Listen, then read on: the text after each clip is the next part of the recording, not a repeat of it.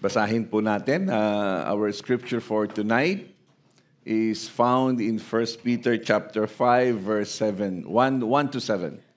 To the elders among you, I appeal as a fellow elder, a witness of Christ's suffering, and one who will also share in the glory to be revealed.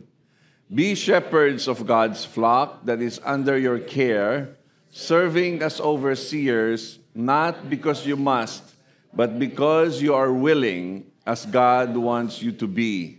Not greedy for money, but eager to serve, not lording it over those entrusted to you, but being examples to the flock. And when the chief shepherd appears, you will receive the crown of glory that will never fade away. Young men, in the same way, be submissive to those who are older. All of you clothe yourselves with humility toward one another, because God opposes the proud, but gives grace to the humble. Humble yourselves, therefore, under God's mighty hand, that He may lift you up in due time. Cast all your anxiety on Him, because He cares for you. Purihin po ang Panginoon sa pagkakabasa ng Kanyang salita. Makakaupo po tayong lahat. Yan. Praise God.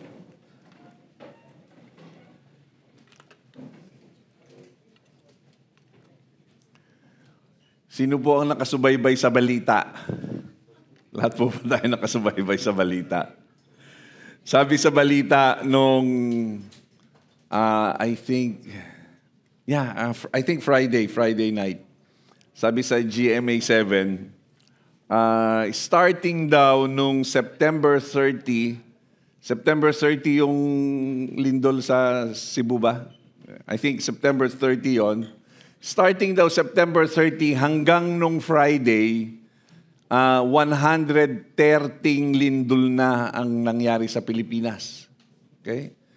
Within that span of time. So the whole of October, hindi pa tapos ang October, no? Hindi pa tapos ang October, di ba? 130 lindol. There has already been 130 earthquakes in the Philippines. And FIVOC says that hindi daw yun abnormal, normal daw lang yun. Pero nung pinapakita naman nila yung statistics, hindi naman ganun kadami yung mga nakaraang mga taon. Ngayon, ang kinatatakutan ngayon, yung inaantay nila inaantay nating lahat. Sana hindi mangyari. Yung kantawagin nila ay the big one. Dahil na-predict na po noon pa na there is going to be a strong earthquake, most probably in Manila. And ang sabi po ng FIVOX, if that happens, 30,000 people will die right away. Okay? 30,000. And maybe 100,000 will be injured. So we don't know pa yung mga succeeding deaths pa, di ba, na mangyayari. So everyone is, afraid of that. And tayo po bilang church, manalangin po tayo na hindi na po mangyari, di po ba? Panalangin po natin na tumigil na yung mga earthquakes na yan. Kita nyo naman sa Pilipinas, yung tataas ang mga building. Kung DPWH ang gumawa nun, baka matumba ka agad. Di natin alam. So, di ba? It's scary. And because of that, the city of Pasig has started to, I don't know if they've started to distribute or they are going to distribute, but they have already come up with go bags. Okay, yung go bag, nandun na yung kailangan mo, may tubig, may gamot, may face mask, may flashlight, and it's supposed to sustain you for a few days if you get caught under the rubble, matabunan ka. And it's supposed to sustain you for a few days until you get rescued. So, ganun po yung kaisipan nila ngayon. At Quezon City also started. Yung go bag ng Pasig, I think is blue-orange naman yung sa Quezon City. Okay? Ano lang ang sinasabi natin dito? Siyempre, meron silang pinaghahandaang sakuna. At di ba, medyo kamangmangan yung alam mong may mangyayari at hindi ka maghahanda. Okay?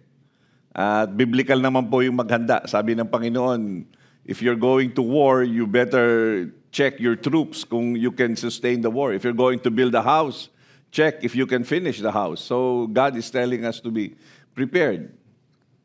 So what has this got to do with it? Yung binasa po nating verse, if you notice, that's only 7 verses, chapter 5, verses 1 until 7. That's only 7 verses. But in those 7 verses, there are 5 commands. Okay? This last part, this chapter 5 of 1 Peter, are series of commands. Bakit? Because from chapter 1 until chapter 4, Peter kept talking about one thing. It kept talking about suffering. Okay? And if you were here last week, we spoke about suffering. We said 7 things about suffering.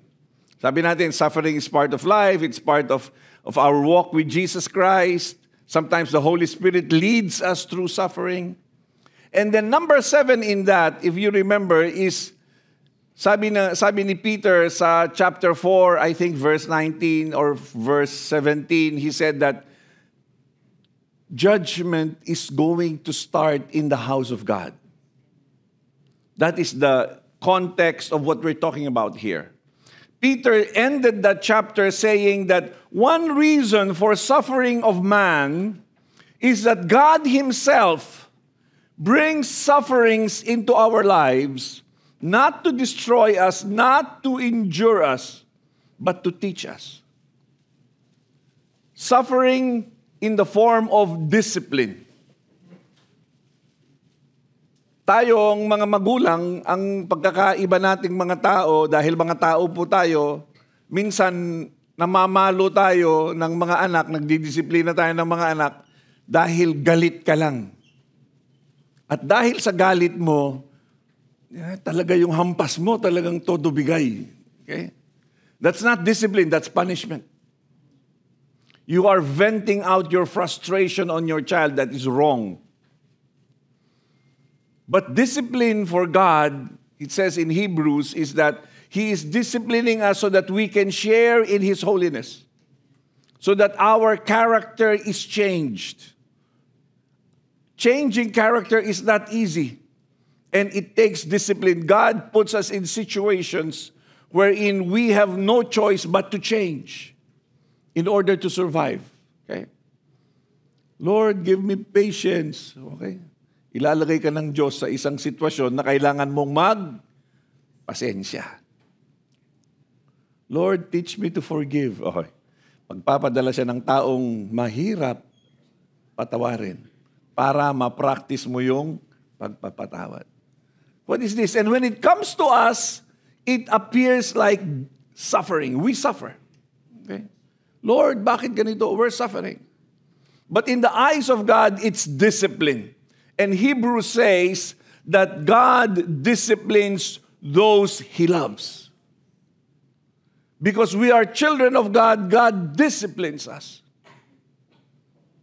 And here, Peter now, at the end of that, now he gives commands. Because God is going to bring discipline, because God is going to bring difficulties in life, here is what you have to do. He gives instruction to 3 sets of people, to the elders, to the young, and to the rest of the church. Why? Because when the church goes through suffering, when individual Christians goes through discipline, they need to get connected to the church. Amen po ba? Ang hirap nung dumadaan ka sa sakit, disiplina, na nag-iisa ka lang. At hindi yun ang purpose ng Diyos. God does not meant for us to go through pain alone. That's why He brings us to the church. And the church is a group of people who are involved in each other's lives. Okay? Kaya ang sabi niya, sa verse 1, ang kausap niya dito, to the elders among you. Okay? Ang elder, yung medyo mature na sa pananampalataya, not necessarily matanda, kundi ito yung mga leader. They are leaders in church. It could mean a pastor. It could mean a discipler. In our context, it could mean a pastor, a life group leader. It could mean a teacher. Or you are an elder if you are discipling someone. You are a parent and you are discipling your child. You are an elder. You're an ordinary member in the church, but in your work, you are trying to lead someone to Christ. You are discipling them silently. You are an elder in that respect. So this talks about leadership in the church. And he says, to the elders among you, I appeal as a fellow elder, a witness of Christ's suffering, and one who also will share in the glory to be revealed. Peter is talking here, and he tells the elders, you know, elder, we are the same. I appeal to you because we are the same. Sabi ni John Maxwell, leadership expert, sabi niya, if you are a leader and you use your authority so that others will follow you, if that's all you're using, if you're only using your authority and nothing else, sabi niya, you are the poorest, lowest kind of leader. Why? Because you're using your authority. Ibig sabihin, fear. You do this or else. And you make people obey you. That's the lowest kind of leader. And we see Peter here is not using his rank. Peter, we know, was the supreme, not supreme. He was the prime apostle. After Jesus, Peter came next. And when Jesus had resurrected to heaven, in the early church, the unwritten leader of that was Peter himself. Okay? So Peter here could easily say, you elders, you do this. No, he does not. He says here, I appeal to you as fellow elders. Okay? Magkakapareho tayo, and I appeal to you. Dahil magkapareho tayo. A witness of Christ's suffering and one who will also share in the glory to be revealed. You are an elder. When Jesus comes, you will receive special reward. Same with me. We are the same. Okay? Hindi sinabi ni Peter na, I'm better than you. You have to obey me. Sino po ang mga manager dito sa mga kumpanya nyo? Nahihiya pa yung iba. Okay. Nagtatago. Some of us, we occupy leadership positions in our work. Okay? Ako rin, leader din ako nun. Teacher ako eh. Leader ako ng buong klase. Okay? And when you pull your rank, you use your authority, susunod sila pero masama loob. Okay? Susunod sila pero masama loob. Nagagalit sa iyo yun. Kung pwede nga lang magdabog yun sa harap mo, magdadabog eh. Okay? And tayo mismo, we all had leaders who simply use their authority over us. And we hate it, di ba? We hate it. Sabi niya, I tell you one thing, you do this, and then you do this, and then you do this, you do this. Sir, akala ko one thing lang. Bakit 10 things na? Okay? And then, it's all authority, lowest kind. Peter is not. Sabi niya, I appeal to you. And ano ang sinasabi ni Peter? Verse 2. Peter says, be shepherds of God's flock that is under your care, serving as overseers, not because you must, but because you are willing, as God wants you to be, not greedy for money, but eager to serve. He's telling them how to lead the church. You're the leader of the church. You are a discipler. You are a ministry head. You're a parent. This is what you should do. Number one, first command, be shepherds of God's flock. You are a shepherd. Be that shepherd. Para bagang di ba? Nakakita na kayo yung padre de pamilya na hindi nagfa-function? Nakakita na kayo ng ganon? Yung iba natawa eh. Huwag kayo masyadong magagalit. Okay. Di ba, padre de pamilya, pero hindi nagfa-function, di ba? Si nanay yung nagtatrabaho, si nanay lahat. Siya nakakuyakoy lang, nanonood lang ng PBA. Yan. So sabi ni Peter, yes, you are the pastor, now pastor. You are the leader, now lead. You are the shepherd, now do your job as a shepherd. Okay? At itong shepherd na ito, kapatid, ito yung, can we go to the next slide sa John? Ito yung, go back please, ulit-ulit lang. Go back please. Itong word na ito, be shepherds, in the Greek, it's the same word as, go to the next please. Ito, sabi ni Jesus, again Jesus said to Simon, ito si Peter ang kausap niya, Simon, son of John, do you truly love me? He answered, yes, Lord, you know that I love you. Ito sabi ni Jesus sa kanya, take care of my sheep. This verb, take care, in the Greek, it's the same word. Okay, go back now. Let's go back. It's the same word as be shepherds. Okay? Be shepherds. Ano yung Greek word? Hindi ko mabigkas. Basta. Okay? Alam natin na he's using the same word. Okay? So yung utos ni Jesus sa kanya, iniuutos niya rin doon sa mga tao sa church. Okay? This is a command that came from Jesus Christ. So he said, be shepherd. What does a shepherd do? A shepherd feeds. A shepherd protects. A shepherd cares pagka nasigwatan, okay, yung sheep. And a shepherd leads. Yung four things. He feeds, he cares, he protects, he leads. Yun yung trabaho. Mga padre de pamilya, pakitaas po ang kamay. Yan. We feed, we care, we protect, we lead. Mga nanay, pakitaas po ang kamay. Okay? We feed, we care, we protect, we lead. Yun. Okay? Yun ang trabaho. Ano ang pinapakain? Word of God. Word of God. Yun ang pinapakain. We feed, we care, we protect, we lead. Okay? So basically, that's what he's saying. You feed, you care, you protect, you lead. What else?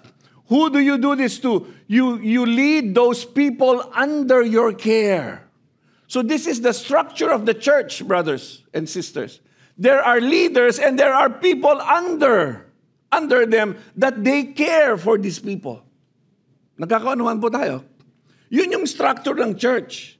My leader, the leader cares for these people. There are people under them who they exercise care over. They feed them, they protect them, they care for them, and then they lead them. This is the church. So you just don't come in, the leader just does not come in, you sing a song, you preach a sermon, you pray, and then, okay, bye-bye, kita na lang tayo next week, wala na akong pakialam sa'yo. That's not the church.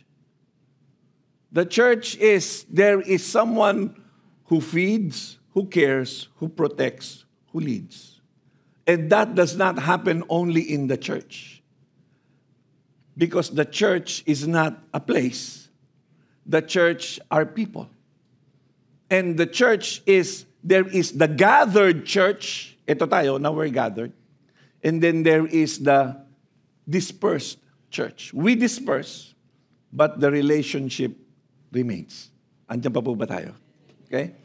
So be shepherd that is under your care, serving as overseers. So you oversee. Ano yung oversee? Nag-i-inspect. Nangungumusta.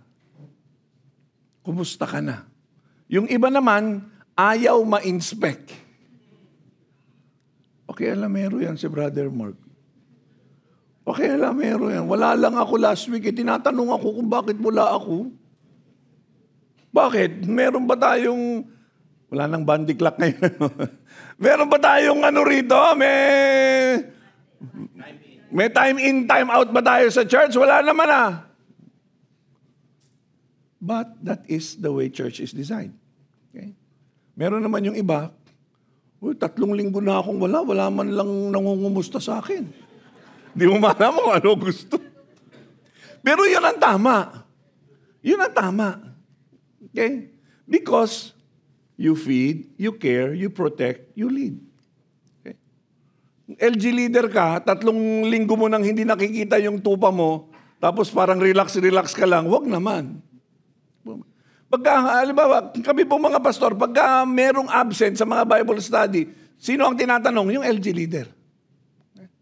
Bakit si Ron, matagal ko nang hindi nakikita?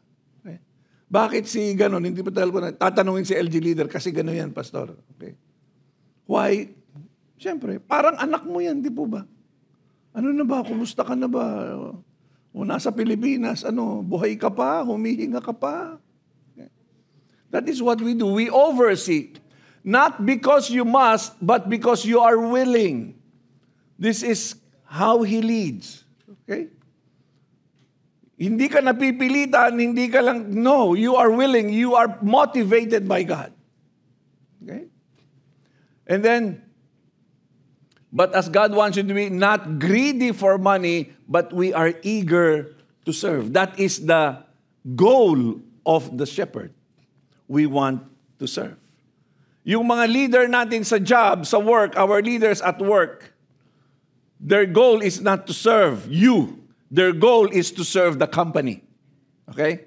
Their goal is to see to it that the objectives of the company is met. And their goal is to see to it that you are doing your job in order for the goal of the company to be met. That's your job. But in church, the leader is someone who serves you. Okay? I serve you by preaching the word.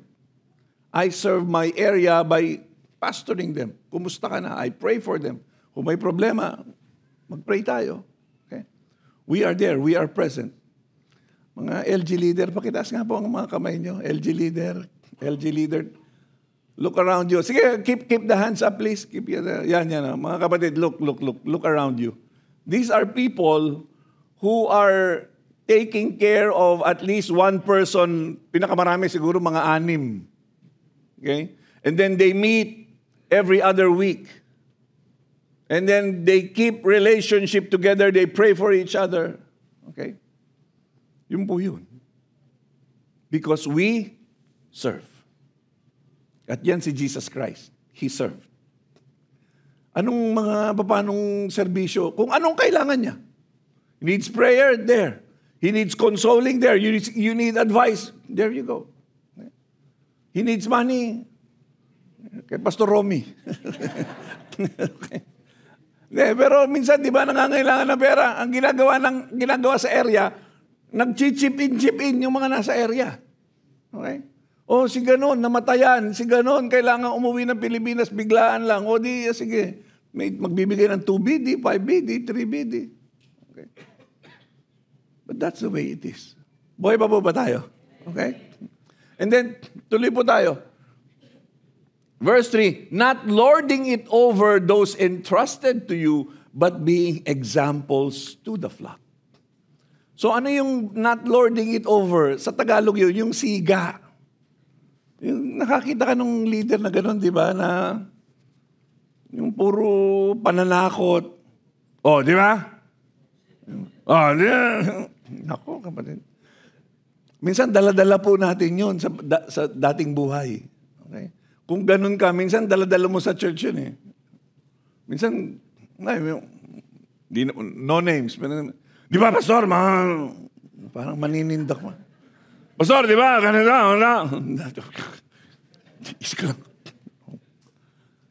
may ganun. Alam mo, kasi ganito ako eh. Mga dating na ganyan. Alam mo, pastor, sa trabaho, ganito ako.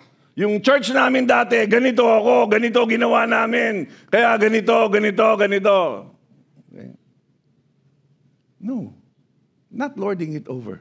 But a leader does not lord it over, but he is an example. Okay? Yung itinuturo mo, makikita man lang sa'yo. Okay? Example in prayer, example in humility, example in service. Ngayon, kapatid, itong mga salitang example, siyempre limitado yan. We are limited examples, okay? We are, nakalimutan, ano yung kanta ni the leader of the band? May kantang, Alam niyo yung kantang Leader of the Band? Merong linya yun eh. I forgot. Basta sinasabi niya, Oo, para kayong washing machine. Hindi, may linya doon eh na, I'm a living legacy. Hindi, may linya doon na sinasabi niya na I'm a poor. Sabi niya, ginagaya niya yung tatay niya, di ba? Ginagaya niya yung tatay niya, pero sinasabi niya, I'm a poor reflection of my dad. Parang sinasabi niya na, mas magaling yung tatay ko kaysa sa akin. Okay? I forgot that line, but i-research yun na lang. Okay? Ano lang ang punto ko dito? Ang punto natin dito, ang talagang example si Jesus. Siya talaga ang example. We are poor examples. Okay? We are imperfect examples. Okay? The real example is Jesus Christ.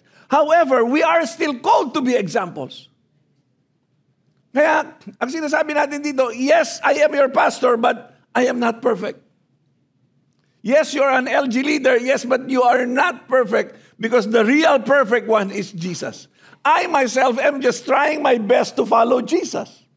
And you're trying and you're following me, but you know what? This guy is imperfect. He's gonna fail. So yes, as you follow him, you better remember that there's that perfect one that we are all following. But still, we are to be, amen po ba? We are to be examples. Okay? That's the leader. That's the pastor. That's the LG leader. That is the discipler. We are shepherds. We are overseers. We serve and we lead by example. Okay? Next verse. Ito naman. And when the chief shepherd appears, you will receive the crown of glory that will never fade away. You're a pastor, you're an LG leader, you are a discipler. There is a crown that you will receive. If you are faithful in your leadership, if you are faithful in your job, in your task as a discipler, there is a crown. Okay? Hanapin ko lang. Nilagay ko dito sa telepono ko eh. There are 4 kinds of crown There are 4 kinds of crown na sinasabi sa Bible. And this we will receive when we see Jesus Christ. There is a reward system that's going to happen. It's called the Bema reward. All of us will stand before God. All Christians will stand. There are 2 kinds of judgment. There is the final judgment and there's the Bema judgment. The final judgment, it's for unbelievers. Okay? And then the Bema judgment is for Christians. This is a judgment of reward. This is not a judgment na you're guilty, you go to hell. That's not it. But this judgment is a reward. It's a time when we stand before Jesus Christ and He hands out rewards. Okay? Yung iba, maraming reward. Yung iba, walang reward. Pero papasok ka ng langit. Okay? Amoy shawarma ka lang kasi hinukot ka sa apoy. Okay. Papunta ka na doon sa medyo smoky flavor. Okay. Para magkakaalaman. Sister, iba. Okay. But ito ang sabi ng Bible, there are rewards here. There is the incorruptible crown. These are incorruptible crown or imperishable crown. These are for those who have lived a holy life. Okay? Disciplined, well-disciplined ang mga buhay nila. Okay? You receive a crown for that. Yung bang talaga hindi ka tumikim, in the face of great temptation, hindi ka bumigay, there is a crown for that. And then there's the crown of righteousness. Those who are waiting for the coming again of Jesus Christ. There are Christians like that. They pray for that. They pray for the coming again of Jesus Christ. May mga Kristiyanong ganun. That is the biggest thing in their minds. Jesus is coming again. Jesus is coming again. We have to do our work. We have to evangelize. Why? Because Jesus is coming again. There is a crown for that. And then there are those also who are evangelists. Okay? Nagsishare sila ng gospel. Marami silang na-sharean. This is the crown of rejoicing. They will get a crown for that. Okay? May mga Kristiyano, ang dami nang na-sharean. Yung mga Kristiyano naman, wala. It's simply not in you. Okay? And there is a crown for those who are soul winners. And then this crown that he's talking about here, this is the crown of glory. This is the crown for the shepherd, for the pastor. So, some people will receive multiple crowns. Some people will receive no reward whatsoever, and some people will receive multiple crowns. You know, marami ako na sharean, and then I lived the holy life, crown. Kaya lang kapatid, sa langit walang, isa lang ang crown mo. Ako dalawa. Walang ganon. You know why? Because when we receive our crowns, we will take our crowns and we will all offer them to Jesus Christ. Amen? Because we have no glory in ourselves. Dahil hindi mo nakuha yung crown na iyon dahil sa sarili mong lakas, hindi. Isa lang ang dahilan, why did you get crowned? Because of Jesus. That's why this crown, you don't deserve it, you don't dare wear that in the presence of Jesus. You offer it to Jesus Christ Himself. Amen po ba? Okay? Praise God. Okay? And that is going to happen. Okay? So mga kapatid, the shepherds, yes, you will receive a crown of glory. Now he talks to the young, to the young ones, to the young men. Kasama na rin ang women. Okay? Biro ko na, nota mo, hindi kayo kasama mga babae, hindi kasama po mga young men. In the same way, be submissive to those who are older. Also, clothe yourselves with humility toward one another, because God opposes the proud, but gives grace to the humble. Young men, be submissive to those who are older. Mapagpakumbaba. Ano pang Tagalog nito? May Tagalog to eh. Pasakop. Yes, magpasakop sa mga nakakatanda. Okay? O, tingnan mo yung katabi mo. Sino ang magpapasakop sa inyong dalawa?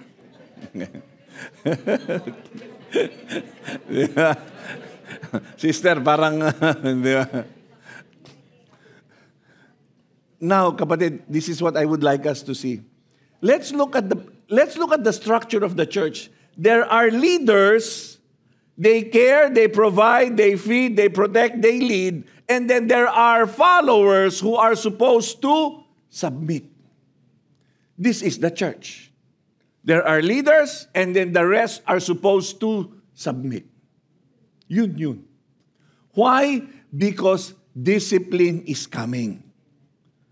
Why? Because discipline is part of our lives. Yung big one time, hopefully, one time lang mangyayari. But the discipline of God in the church and in the lives of individual Christians, it's part of our lives. It's part of our lives. Dadaan ka doon. And while you're undergoing discipline, you need this connection. You need the shepherding of your pastor, you need the shepherding of your LG leader, and you need to submit to them. This is the design of God. Ang nangyayari sa atin, pagka may pinagdadaanan tayo, ano ang tendency natin? Mapag-isa. Huwag mo muna akong tatawagan. May pinagdadaanan lang ako, sister. Okay. Saka mo na ako, anuhin. Hindi. Ano, no? Nagli-leave group. Oo, tama. Sin zone na lang siya. Tama ba? Ginagamit pa yun, di ba? Sin zone. Magkikita tayo, mag-LG tayo, magko-coffee or whatever. Sin zone lang siya. Okay? Hindi ko deserve kasi may pinagdadaanan ako. Mga ganun. Hindi. Sabi hindi ko na maalala kung sino yung nagsabi. You know, one of the things that speeds up our maturity and our growth is it depends on who we are with during our time of difficulty. Okay? Whoever you're with during time of difficulty, time of trial, time of loss, time of tragedy, those people are going to play a big role in your life. Because you are in a time of difficulty, you are vulnerable. Okay? Bukas ang kaisipan mo, bukas ang puso mo. Your heart is open and you are ready to be ministered to. You are ready to receive. You are ready to listen. And those people who are with you during that time, they are going to play a big role in your life. Kaya kung ang kasama mo, naglalasingan kayo, pare, may problema ako. Oh, yan, talaga naman. Lunurin ko ang problema ko. Hindi mo alam yung problema mo, marunong lumangoy. Hindi nalulunod yun. Okay? Akala mo malulunod, magaling lumangoy yun. Okay? Amen po ba? Nagkakanuhan po ba tayo? There is a leader and there's follower. There has to be sync. They have to be sync, these two. Because when trials come, difficulties come, we don't need to stand alone. One of the, ang sarap na maging pastor, na may pagkakataon po na kaming mag-asawa, kaming mga pamilya, may problema, and then, friends come. Pastor, kumusta na? There was a time, nagkasakit ang misis ko. She was in bed for, I think, a week. Anyway, and, some friends, they came, may dalang pagkain. Kumusta na? We prayed, okay. Great. Pray ng Panginoon. Okay? And that's the way it's supposed to be. We're not supposed to go through difficult times alone. Okay? Kaya ang sabi po niya, be submissive to those who are older. All of you clothe yourselves with humility toward one another. Clothe yourselves with humility. Isuot mo ang kababaan ng loob. Ibig sabihin nito, kapatid, we are commanded to be humble. Why are we commanded to be humble? Because humility is not natural to us. We are not naturally humble creatures. We are proud creatures. We are creatures who want to stand alone. We are creatures who want to be popular, to be glorified. And we don't want to look weak. We hate asking for help. Because it is a sign of defeat. Kaya pag daw yung mayabang at nawawala, hindi siya magtatanong ng direksyon. Drive lang siya ng drive. Alam ko yan alam ko yan. Nasa Qatar ka na. We hate. This is the way we are. Okay? Kaya sabi niya, clothe yourselves with humility towards who? One another. One another. Again, look at the person beside you. Okay? We are supposed to be humble to one another. Sige kapatid, huwag kang mahiya. Tingnan nyo. Yung iba, ayaw talaga. Alam niya yung katabi niya. Hindi yan, hindi. Diretso lang ako. No, we're supposed, this is the way it is. Clothe yourself with humility towards one another. Why? God opposes the proud. If you are proud, don't expect God to help you. Don't expect God to be on your side. Don't expect a blessing if you are proud. If you're relying on yourself, you think you are the best, you think you know better, more than other people, don't expect anything from God. Why? Because God is not your friend. He is opposing you. But God gives grace to the humble. What is humility? Humility is considering other people better than yourself. That's humility. Okay? Humility is not thinking of yourself as nothing. No, that's not it. Wala akong kwenta. Wala. Hindi yun humility. Okay? Martir ang tawag. Hindi yun. Meron naman yung, hindi ako marunong kumanta. Tapos pinakanta parang Regine. False humility ang tawag doon. Hindi talaga yun. Okay? Ang humility, yung mas importante ka sa akin. Okay? Isa na lang ang pandesal na natitira, sa'yo na. Mas importante ka eh. Okay? The door, you go first. Mas importante ka sa akin eh. Kaya mamaya paglabas, matagal tayo makakalabas. Mauna ka na, sister. Hindi, mauna ka na.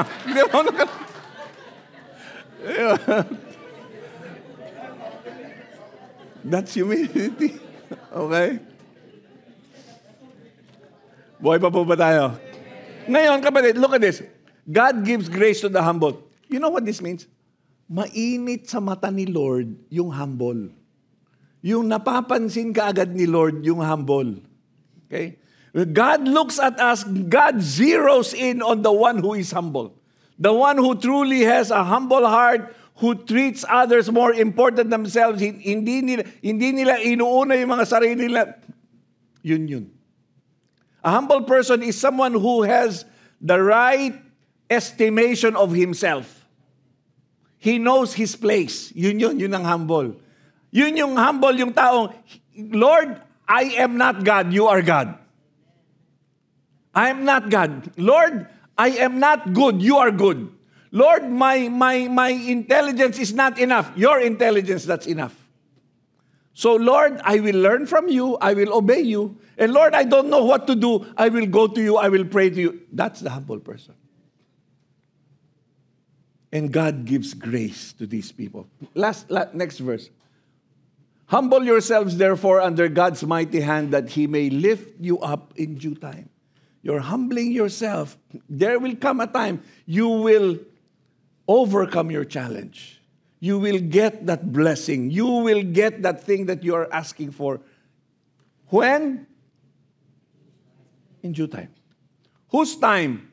God's time. Okay. Bakit?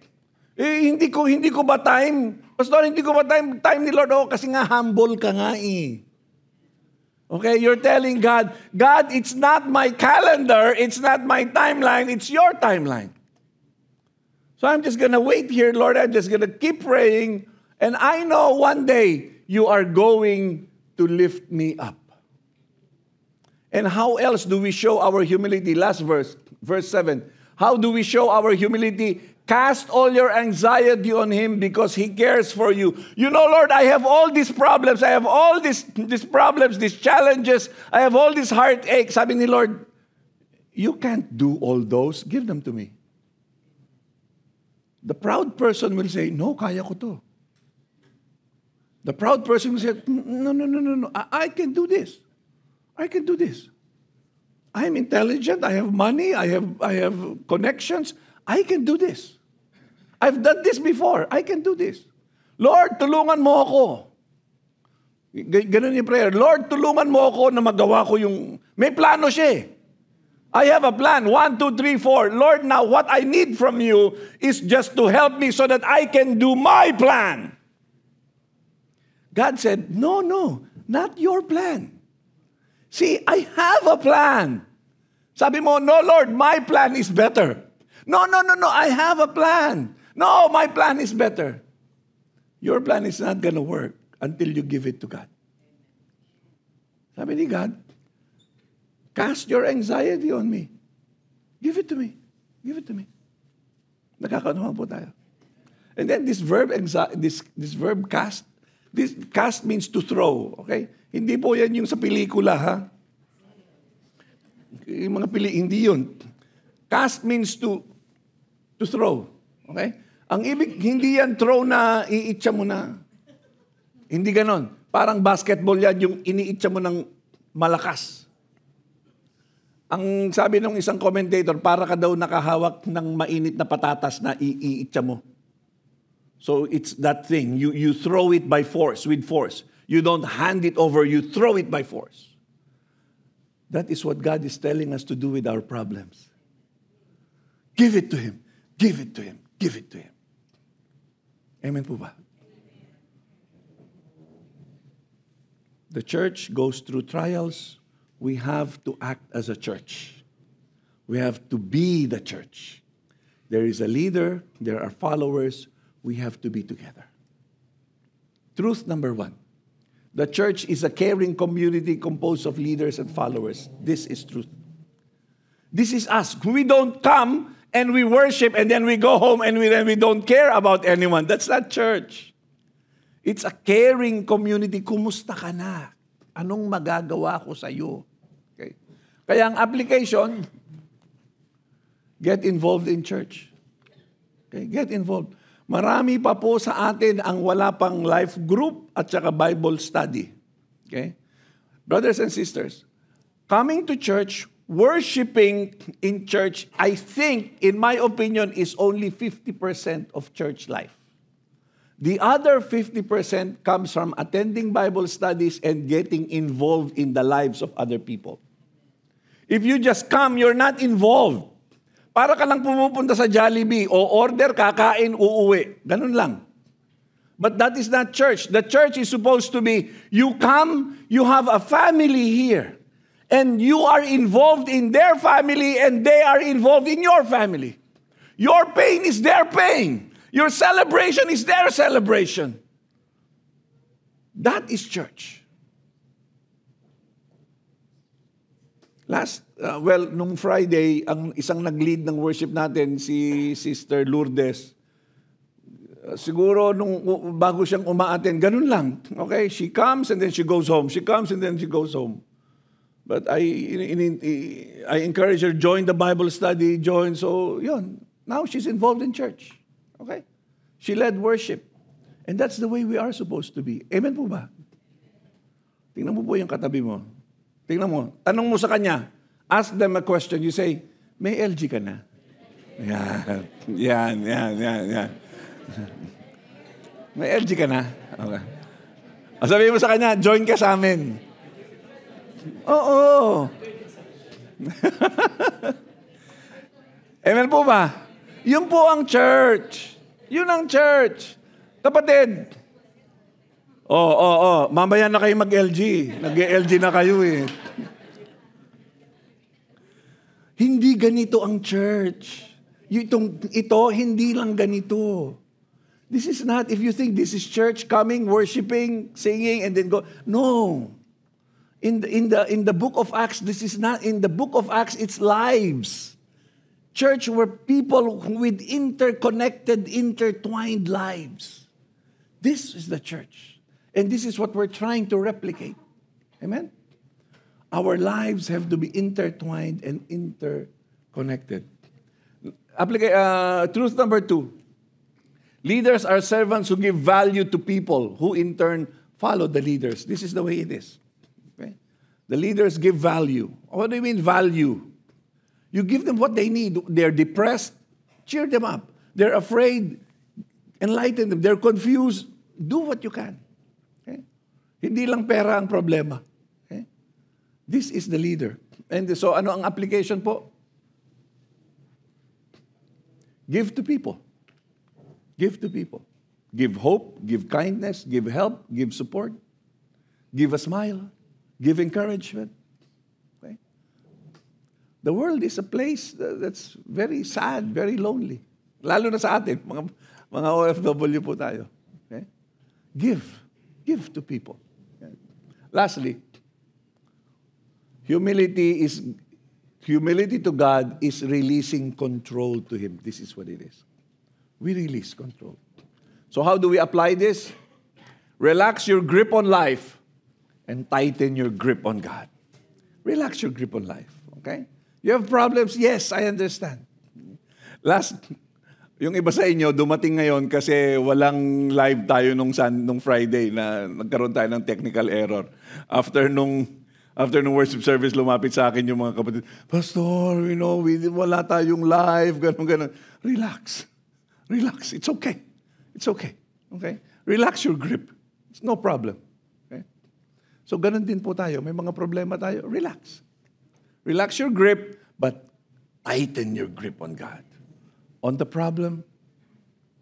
My mother-in-law is 87 years old. She's confined to a wheelchair.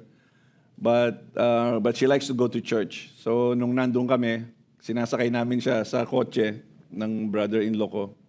Mahirap po siyang ilagay. Bubuhatin mo siya from the wheelchair, tapos ilalagay mo siya dun you put her in the front seat of the car. And one Sunday morning, yung kasambahay, binubuhat siya, nilalagay siya dun sa car, and then hindi siya mailagay-lagay. Kaya hindi siya maipasok-pasok. Yung pala, nakahawak dun sa wheelchair. Okay. Bitawan mo kasi! Okay. It's a natural reaction. Why? Because the wheelchair gives her security. Okay? It's security. It's hard to hold on to something that's secure. Okay? But she cannot be put in the right place if she's holding on to that wheelchair. Ganon din tayo. We cannot be put in the right place if we're holding on to the problems that you think you have to have control over. For God to move, we have to release control to Him. That's when He moves. And that is humility. Casting our cares to Him. Let's bow our heads. Hallelujah. Thank you, Father God. Thank you, Lord, that you care for us. And Lord, you mean to carry our problems for us, Panginoon, O God. And Lord, thank you, Father, for teaching us tonight that true humility, O God, is releasing our burdens to you, Lord, and giving you full control, Panginoon, na hindi po yung gusto namin ang mangyayari, hindi yung plano namin, kundi yung plano mo, Panginoon, O Diyos. Lord, each of us, we are holding on to something. Each of us, we are worried and concerned about something. Father, we lay them down at your feet, Father. We let them go. It's not our plan, O Lord God. Lord, may diskarte kami, Panginoon. Meron kaming naiisip. Pero Panginoon, O God, dalangin namin yung plano mo, Panginoon, ang siyang maganap, O Diyos. Hallelujah, Father. Thank you, Father, that, Lord, we can be happy. We can relax, Father. We can look at the future, Lord, with joy and with anticipation and excitement, Lord, for we know you are there, O God. And Lord, whatever is holding us back, we let go of it and we let it go to you, Father God. Father, for those of us who are leaders, continue to bless us, Lord, to teach us to shepherd, O Lord God, to serve. And those for us who are members and followers, O Lord God, teach us, Lord, to continue to be humble, Lord God, to our leaders, O Lord God. Thank you, Father. Thank you, Lord, that this is the structure of the church. And you are preparing us, Father God, for suffering by being involved in the church. Father, I pray, doon po sa mga wala pang LG, wala pang BS, dalangin ko, Panginoon, na sila rin, Panginoon, ay makasama po namin, Panginoon. We pray, Lord, that we will also be able to involve ourselves in their lives, Father. That, Lord God, that they will be our co-bearers, O Lord God, of our burdens. That they will be, O Lord God, our companions in our journey, Father. As we learn, O Lord God, from you, we will care for each other, O God. Thank you, Father. Father, we give you all the praise and the glory, O God. In Jesus' mighty name. And everybody say, Amen and Amen and Amen. Purihin po ang Panginoon.